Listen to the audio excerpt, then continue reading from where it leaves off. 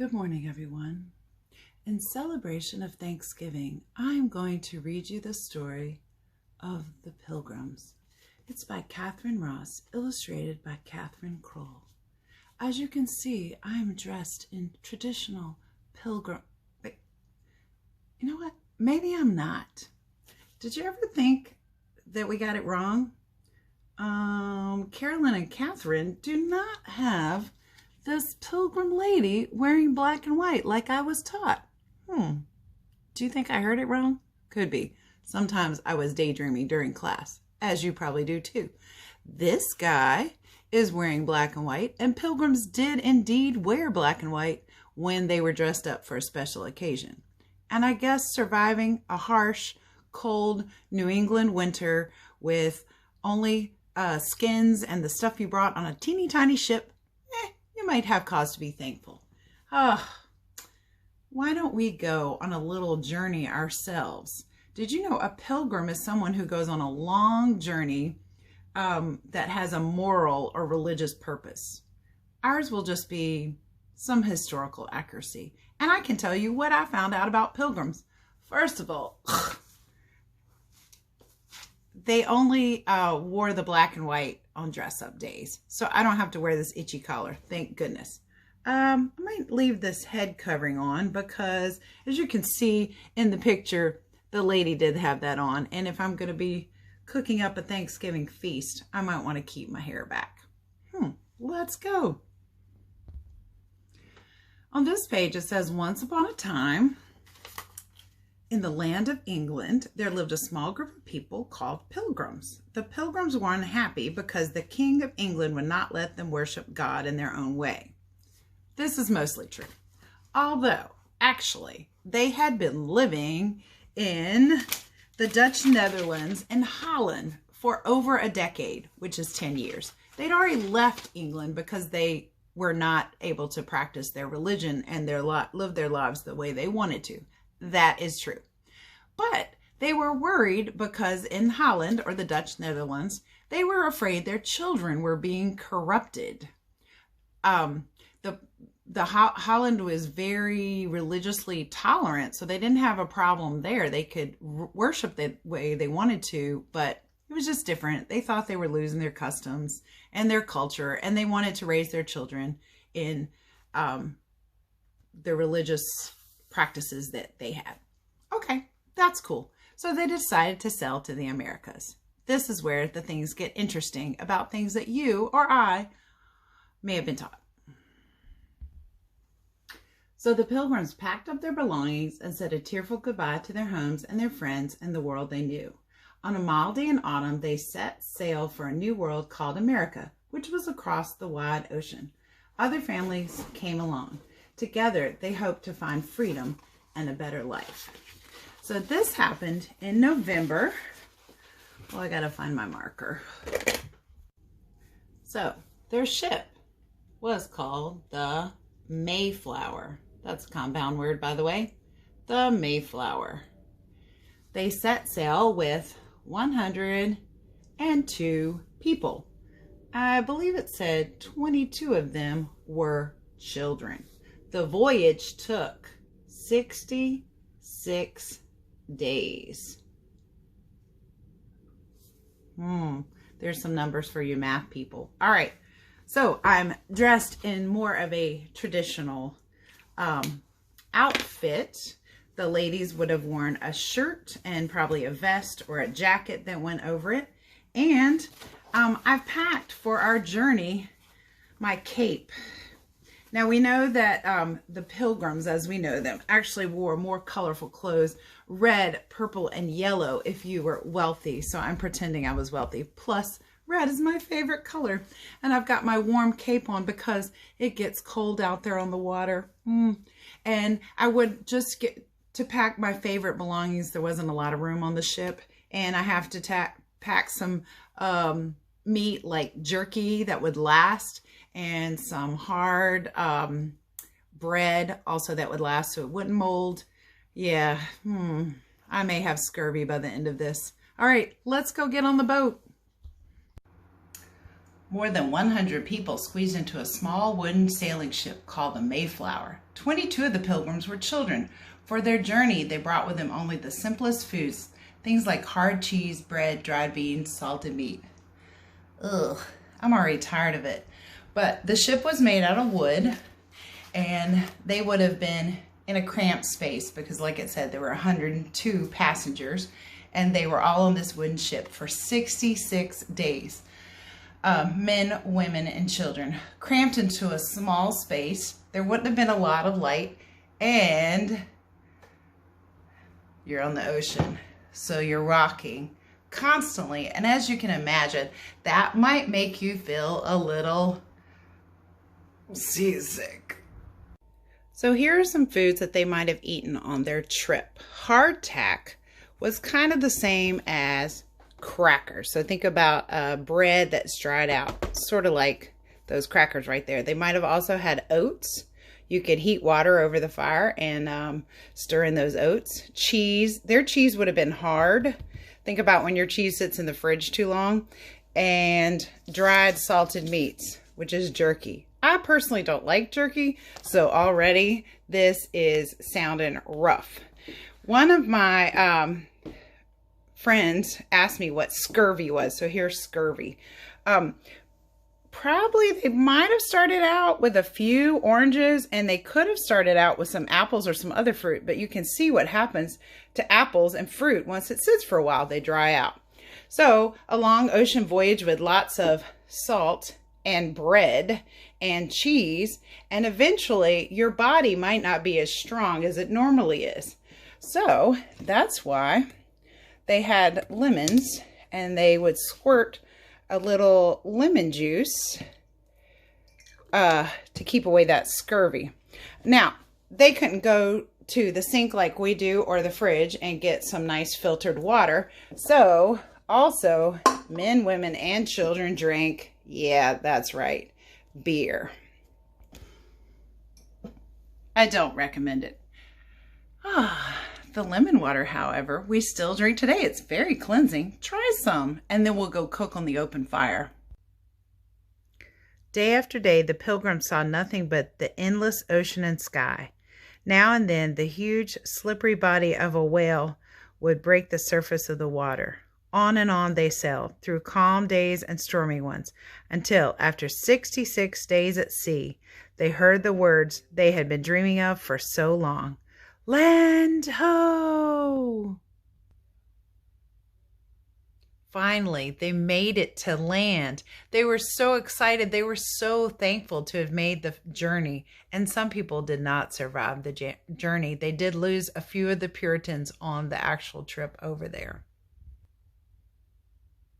After over 2 months on a tiny ship at sea, I'm sure you would be glad to bundle up, get your belongings, and go explore the new land and hope there was a place to live. Me too. Let's go see what they found. Nearer and nearer to the land they sailed until the water was so shallow they could go no farther. They dropped anchor in a peaceful, bowl-shaped harbor rimmed with sparkling white sand. Dense woods rose up all around. There were no towns, no houses. There was no sign of any people at all. The Pilgrims rowed ashore to explore this wild land so full of mystery and promise. The men were armed with guns. They had heard that America was full of fierce animals and savage Indians. After many days of exploring up and down the coast, they found a deep harbor near good farmland. Here they would make their home. They called it Plymouth. While some stood guard against Indians, the others began to build houses. The first was long and low and very plain. They called it the common house, for they all would share it. As each day grew a little colder and a little darker, they worked quickly. Winter was coming. Part of the reason the Pilgrims settled where they did is because there was cleared land. It was actually a deserted Indian village. So there was cleared land that they could see, and there were lots of places to farm, which they didn't do very good at. And I'll show you that in the later part of the video. Now, the other reason they chose it is because it was on a hill. So they didn't know if the natives were going to be nice or not. So if you're on a hill, you can see danger coming. The other fun fact I learned was that the Pilgrims actually had 2 dogs on their ship, the Mayflower. They maybe didn't look like this because this is my dog, but they brought an English Mastiff and an English Spaniel. So see, dogs were important to families even back then. Okay, so the men Pilgrims, and actually they were called Puritans before they were known as Pilgrims, would have worn an outfit kind of like this. Again, you have to use your imagination. They also wore a white shirt underneath. They might have had a vest over it. They wore a short, tight jacket that buttoned. It was called a doublet, and it was usually padded. They did have ruffles at their sleeves. They wore pants or pantaloons that would have ended at the knee, and they had long socks that actually were probably, they were tied up with what's called garters. So they would have had a little tie right there. And then they wore either low leather shoes or low leather boots. So, oh, and a hat. Not really a lot of them wore the ones that you think about with the Pilgrim, the tall black hat with the buckle. It was more like a short felt or leather hat. A fresh water source would have been very important to the Pilgrims in their new settlement. The settlers would have used rough-hewn logs like these, or boards, to build their shelters and homes. They also would have used hand-forged, crude nails to hold them together or notch the wood.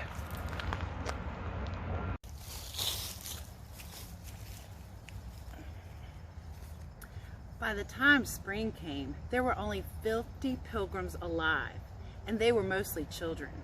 What would they do if Indians attacked? Surely they would be too weak to fight back.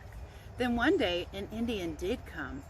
The Pilgrims had never seen an Indian this close, and they were terrified. But this Indian had come in peace. His name was Samoset.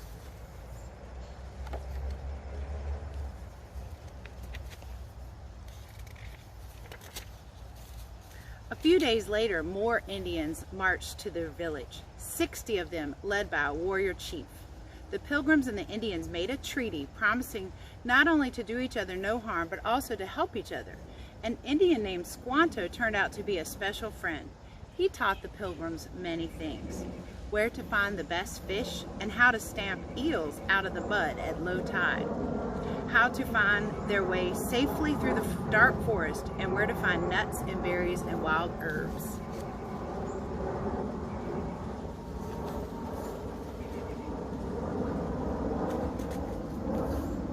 And Squanto taught the Pilgrims how to plant a wonderful new food. It was called corn. In each seed mound, they buried a small fish to help the corn grow. All that first summer in the New World, the Pilgrims fished and hunted and tended their crops. They built more houses to live in and sheds in which to store their supplies. The children worked and explored and played with their few simple toys. So, we're going to talk about Squanto, whose name was also Tisquantum. These are my notes because some of these words are hard, and I apologize if I say them wrong. He was a member of the Patuxet tribe, and actually the Indian village that the Pilgrims decided to make their home was his tribe's village. Squanto was captured by an evil sea captain and sold into slavery in Spain. He managed to escape and get back to England and then sail back to Massachusetts. And imagine his sadness when he got back to his village and it was all gone. The village had actually died out due to a plague or some sort of pox, maybe smallpox, a couple of years before the Pilgrims got there. Squanto was responsible for helping with the treaty with Massasoit, who was chief of the Pokanoket. It was his 90 braves that celebrated with the 50 Pilgrims in the first Thanksgiving story that we're talking about in this book.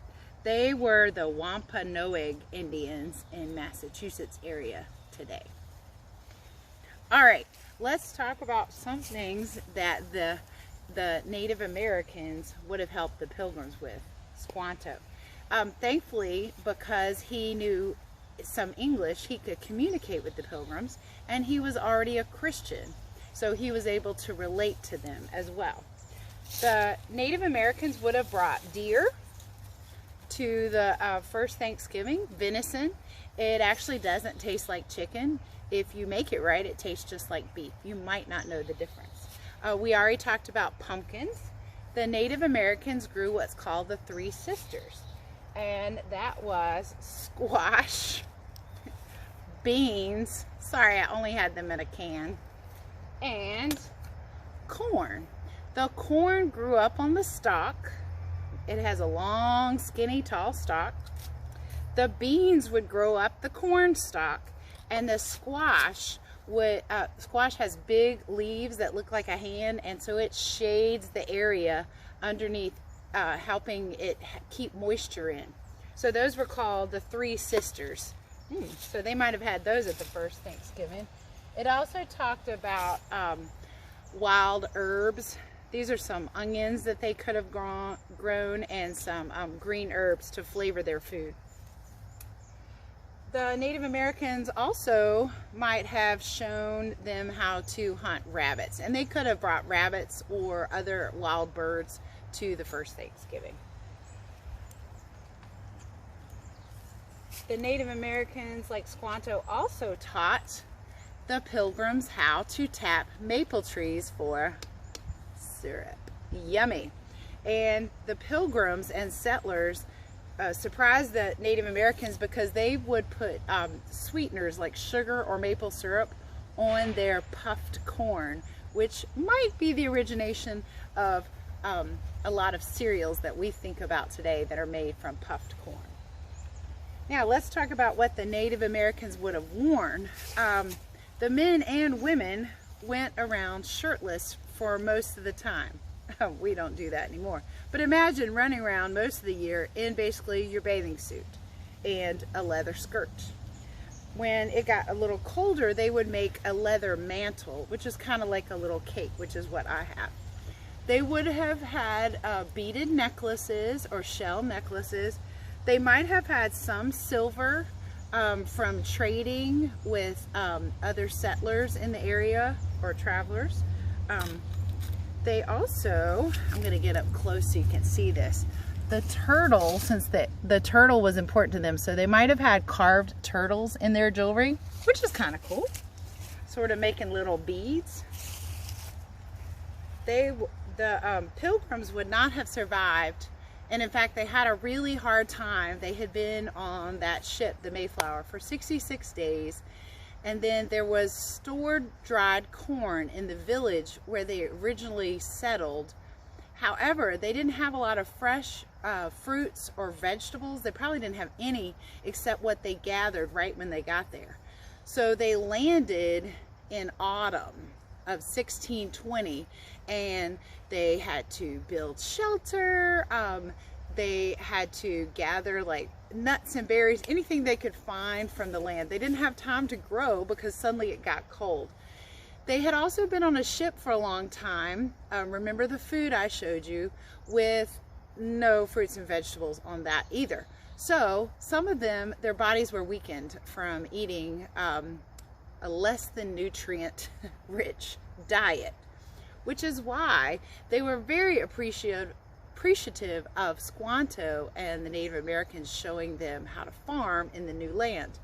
In England, it was easy to till the land, but in Massachusetts, where they were, the land was salty and hard to grow things. They basically would have starved without the Indians' help. When the Indians showed them how to plant corn, they would put a few kernels of corn in a mound and then put a fish in it for fertilizer. It might have been a little bit of a stinky garden, but it worked, because as the fish decomposed, it enriched the soil. And also those three plants, the Three Sisters, the corn, beans, and squash, produced nitrogen, which enriched the soil as well. So the Native Americans were very good farmers. They know how to use their land.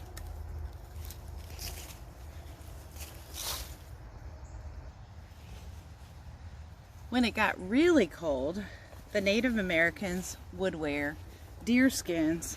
If you leave the hair on a deer skin, it is very, very warm and can get you through those harsh New England winters. So by the time that second winter rolled around, the Pilgrims probably had a lot of deer skins to supplement the clothes they had brought them from Europe.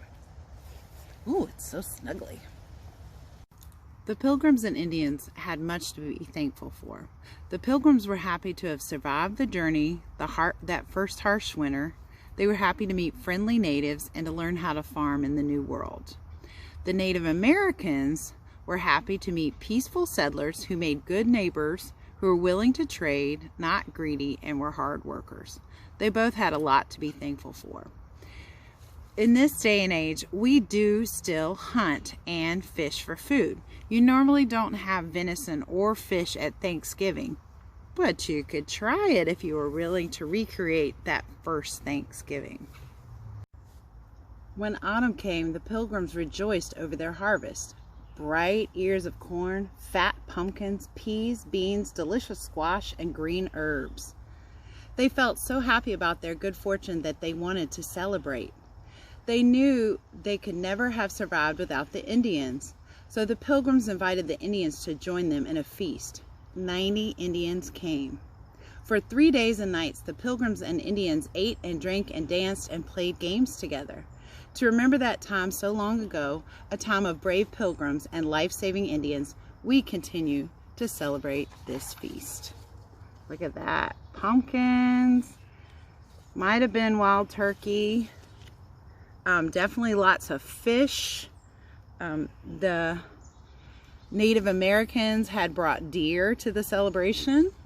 They said pumpkins and corn that Squanto taught them how to grow, squash, herbs, probably some berries and things that were gathered or grown. Delicious. Do you wonder how the Pilgrims cooked all this stuff? Well, let me show you. I'm not really going to show you. You'll have to use your imagination, like everything else in this video. So here I am in my pilgrim outfit, my long skirt, my apron to keep my clothes protected, my shawl because I might get cold, and I've got to figure out how to cook this big old pumpkin and this over an open fire. Wish me luck. It probably would have been cooked more like a squash rather than like the pumpkin pie we have today, because they didn't have a whole lot of sugar. They might have had honey, but probably just the pumpkin would have been cut up and cooked. Ooh, it's really good cooked with beans. That's actually how I prefer my pumpkin. Ugh, wish me luck. I'm hot in this outfit already. Whew. Imagine cooking and all this. Stay tuned for more adventure. We call it Thanksgiving. So later in the week, when you're celebrating Thanksgiving, however you celebrate it this year with your family, think about those Pilgrims who set sail and landed in autumn of 1620. That's 400 years ago in the Americas, and the hard year that they had. They celebrated in fall of 1621 a 3-day feast because they were thankful to be alive. I know it's been a rough year for some of us, and some of us have had a lot of rough years, just like the Pilgrims. I hope you've had a good friend to help you along the way, like Squanto helped the Pilgrims. And I hope you've made a treaty with yourself or your family for peacefulness. Be sure to thank whoever makes you your feast and enjoy it in the name of the Pilgrims and the life-saving Indians that they worked with way back in the past. Happy Thanksgiving, everyone. Thank you guys for learning with Miss Roseberry. I have learned a lot during the making of this video about how the real Pilgrims and their Indian friends survived and worked together, and I'm glad I could share that with you. And like I said in the beginning, maybe it was stuff that I was taught in school, but I didn't remember it. I certainly didn't know there were dogs on the Mayflower. I'm also putting in some pictures at the end of hunting, fishing, and Thanksgiving today, just for a little contrast of how some people, my friends and family, celebrate and still continue some of those traditions that we learned from the Native Americans. I'm thankful to you guys for watching. Have a great Thanksgiving.